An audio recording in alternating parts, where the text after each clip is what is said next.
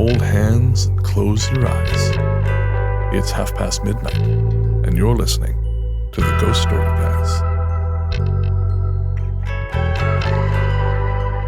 Hello everyone, and welcome to clear over a year of LukeLore. I think the last episode was technically over the 1 year mark. The time delay between when patrons get the show and when they go public has thrown me off a little on keeping count. We are actually at the point where I've accidentally repeated myself. The Okiri Inu, or Seeing Off Dog, has been in both the Black Dogs and Yokai episode now, with me somehow completely blanking on that fact. It's honestly bizarre to me that I've been running this length of time. Hopefully my more practiced performance kept the story interesting. It's a really fun bit of folklore at least. For today's topic, I'm going down the mine to see what strange things I can find down there in the dark. We've been gearing up behind the scenes looking at stories from underground, something which ended up a very mixed bag of research. You'll be seeing these across a few different episodes as we go forwards. Part of this, though, had me looking into the Tommyknockers. Now, most people seem to know of Tommyknockers from Stephen King, and as such they pretty much know them wrong. Not really something I want to blame on King, as his story was a great fusion of traditional folklore with modern tales in the 50s flying saucer pulp aesthetic. The only problem is that his modern synthesis of ideas was pretty much overtaking the ideas of which he used as a foundation for that story. A very simple summation of Tommyknockers is that they are small miners, generally benevolent but mischievous if disrespected, who will knock on the walls of mines to warn of impending cave-ins and are thought by some to be the ghosts of miners lost to disasters underground. They're supposed to be around 2 foot tall. In some stories they are green, and as well as being shown due respect, they take well to having offerings of food left out for them. Happy Tommyknockers lead to a happy mine, as they'll warn miners away from the most dangerous areas, while sometimes even appearing to lead miners to new or missed veins of ore. There is quite a wide range of Tommyknocker stories though, with a fair chance of bad as well as the good. Don't forget that you can also have unhappy Tommyknockers. There are mentions of how, if they are heard above ground, then they are a portent of death similar to a banshee, but there is also one story of how Tommyknockers tramping throughout a house above ground was a sign there was a vein of ore below the house. So the stories go from the good with the warnings, to the mixed bag with Tommyknocker forays above ground, to the very, very bad. There are stories attributed to Tommyknockers of them mimicking voices, sometimes those of children, to lure people deeper underground to unsafe areas of mines. This seems to track with a common idea that the deeper and darker beneath the world you go, the more likely you are to find Tommyknockers, and from there more likely to have a bad Tommyknocker encounter. Tommyknockers apparently managed to close down a mine near Cripple Creek, Colorado, called Mamie R. Mine one time. The miners all believed the Tommyknockers were both good as well as bad, but this particular mine was a no-go area. People who ignored the warnings were prone to hear the mimicry calls, and from there followed to a point where ceilings would collapse, killing people. If the miners say the Tommyknockers have said no, believe the miners. What's your best case scenario? Oh, there's definitely nothing supernatural down there, it's just naturally going to cave in and crush you all into people pancakes. Go a different mine! Tommyknockers, though, appear to be a European export. I mean, that does make sense. Native Americans were not well known for their deep mining methods. It's the colonising force who got sent down into the depths of the earth to make some rich git landlord even richer for pennies at the cost of their health. But if you look at these exploitation methods closer to their point of origin, it's easy to see a direct line from the Tommyknockers back to the Cornish knockers. I would like to get out of the way now that in different parts of the United Kingdom, knockers is also a slang term for boobs. Should you be struggling with this, please pause and get that one out of your system.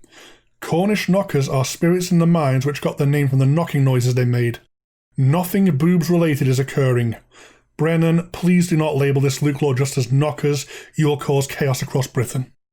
Now, when it came to the description of the Tommyknockers above, that they are small in nature, prone to mischief, that they have a duality of nature, they like it when you leave offerings of food for them, alarm bells should have begun ringing for long-time listeners of the show. The knockers from down the mines of Cornwall, either the progenitors or else cousins to the American versions, appear to be yet another branch of Brennan's special friends the Fur Folk, a type of earth furry from the dark depths beneath the mountains. The knockers seem more prone to mischief than their American cousins. On top of making sure you remain respectful or else you're in for some mischief, if you leave untended tools or food around, then the knockers will have them off. The food bit is understandable though, as miners tended to leave offerings for the knockers. Typically the crimped crusts of their pasties they would have taken down for lunches. These strange inhabitants of the Cornish underground are supposed to be only 2 foot tall and mostly look like beard-sporting white-haired old men, but for the fact that on top of their diminutive stature, their heads are disproportionately large and their arms are long enough to reach the floor while they are stood up. The furry connection is a fun one which stood out to me, but like with the Tommyknockers, there are alternative theories as to who those piskies are down the tin mines. The souls of miners again, with some interesting beliefs that they are, for whatever reason, diminishing in size until they disappear at long last. But also there is a worryingly specific ghosts of Jewish miner thing going on, I really don't want to go into the details of. I'll leave this section light. An alternative pronunciation of knockers down in Cornwall is knackers, which in other parts of the United Kingdom is slang for, well, kick him in the knackers would be appropriate. It seems impossible to get away from body part slang in Britain. I blame Shakespeare. There are other versions of these tales from around Britain. Small folk who will warn miners away from disaster are found anywhere a British miner was sent down into the depths. Not so far from Cornwall we have the Welsh tappers, and over in Kent the coal mines have the clocker. This topic runs pretty deep for all the Tommyknockers are well known. It's something I tend to come back to in more detail, even if only in private study, because the lesser known ones are quite hard to get at the actual stories for. This could be a case of LukeLore needs to hit the road and go actually local to all these things. As I dug into research for this topic, the export of the Tommyknockers and the Cornwall connection led me to believe I could have a great lead here. I was pretty sure I would find a Mexican version of the Cornish knocker stories. Mexico and Cornwall ended up with some unusual shared culture, as in the early 19th century with the tin mines drying up, a lot of Cornish miners found themselves in demand in the now flooded silver mines of a newly independent Mexico. From this partnership was born a global love of pasties, which geography may separate, but the hearts and stomachs of the two regions are as one. People visiting the UK can be surprised by how much we love our pasties. And for context, our pasty vendors still somehow outnumber the invasive species of US coffee chains. Cornish pasties are currently a protected geographical delicacy, as odd as that sounds to someone like me who grew up taking this food on the go for granted. Anywhere copying this beef, turnip, carrot and potato seasoned snack that isn't getting their supply directly from Cornwall itself just labels them as a traditional pasty now.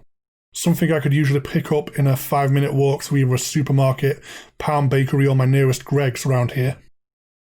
Mexico was not satisfied with merely having a traditional model on offer though, and has made the pasty their own with a pineapple, tinga and mole filling, which I didn't know I needed to try so badly until I pulled up some details researching this script. Back to the topic at hand though, I did not quite manage to find a fun Mexican variation of the knockers, unfortunately. What I found was much, much worse. The mines in Mexico did not mess around when they unearthed the furry under the bedrock, getting instead El Espíritu del Oro, or the Gold Spirit. They are not interested in helping wayward miners. Here's a quote about El Espíritu del Oro from a September issue of the Arizona Express in 1893. By common report, this ogre is a dwarf of most hideous aspect. His head, far above the natural size, is fronted with a face more hideous and horrible than any other gnome or goblin in the Aztec or Mexican category of mythical devils. His eyes are of fire-like resplendence, glowing like coals in the darkest recesses. His arms are long, reaching almost to his feet when standing erect, and his strength is so phenomenal that no man, though giant he might be, has ever yet been known to get away from one once in his clutches.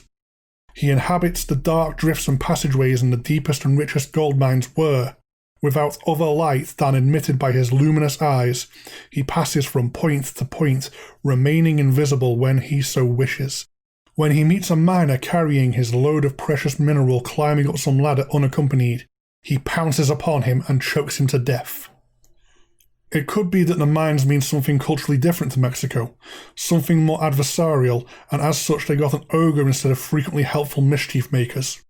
It could also be simple supernatural geography in play here, and instead of mostly benign furries, Mexican miners hit a damn Balrog down there. The diminutive stature and odd proportions do sound like the Cornish knockers, although it seems as if El Spiritu del Oro is not happy to have found encroaching miners down there with it. Trying to find a rational origin or alternative to angry miner ghosts or else more furries, there is a strong and simple natural element to this folklore.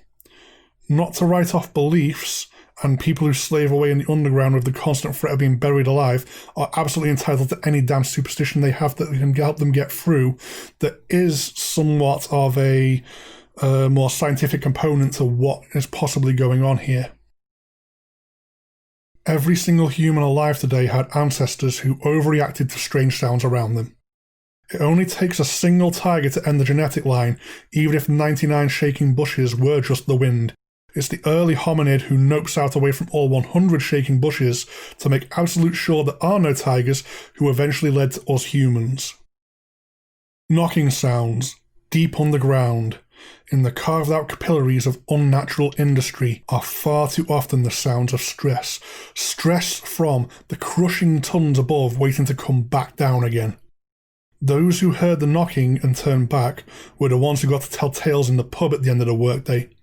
Those who ignored the knocks, ignored the warnings, not so much. Does it even matter who or what the warnings are, when the warning is, leave now or die down in the dark, uppity surface dwellers? Down in the deepest reaches of the mines, no one shrugged off sounds as meaning nothing. Not more than once they didn't anyway. It might be fun to speculate that the miners who came back most days, or at least as many days as they could until physics tragically caught up to them, they found something down there, whether finding faith or tiny miners of either ghost or fae persuasion that are then looking out for them, or just the story they needed to tell themselves someone was looking out for them so they could face going back down into the dark again.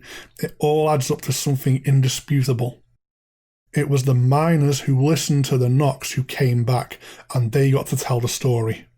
The happy miner without a care in the world was the one who found out the hard way that these knocks meant something, like that 1 in 100 rustle in the bush that was a tiger, and the 100th time they did not listen is why we have the stories of the superstitious miners today, and not those of the careless, carefree miners.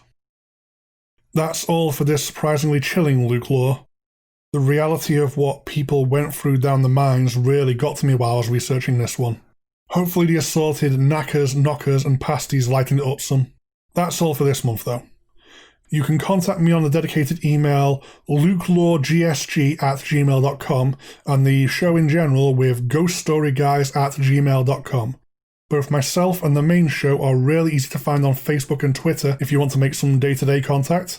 We also have a show Instagram, which is pretty fun, and our website, ghoststoryguys.com, got a recent overhaul and looks quite pretty now. If you want to support the show directly, definitely check out our Patreon at patreon.com/ghoststoryguys. It'll get you access to all sorts of GSG goodies at different tiers, my incentive being that LukeLore episodes go out to patrons a month early. I'm also starting to get involved more in the live shows, and should definitely be present and accounted for this month if you want to hang out online. Hopefully I'll see some of you there. Feel free to drop LukeLore questions on the main show streams, and let's see if we can stage a sideshow takeover. The Patreon stuff is a fun bonus, but the best part of this job remains being heard. Never feel obliged to chip in $1. Listening is more than enough. Feel free to share the show about a bit, see if we can grow the audience for a bite-sized podcast in defiance of all algorithm metrics that ask for hour-long podcasts, and feel free to swing by on Twitter to say hi if you want to chat with no paywall anytime. One last thing, I started an online qualification in cryptozoology. It's pretty light and fluffy, but exactly the sort of thing I enjoy. I'll fill you guys in on how that goes once I've worked through the whole thing and got back my results. Goodbye for now.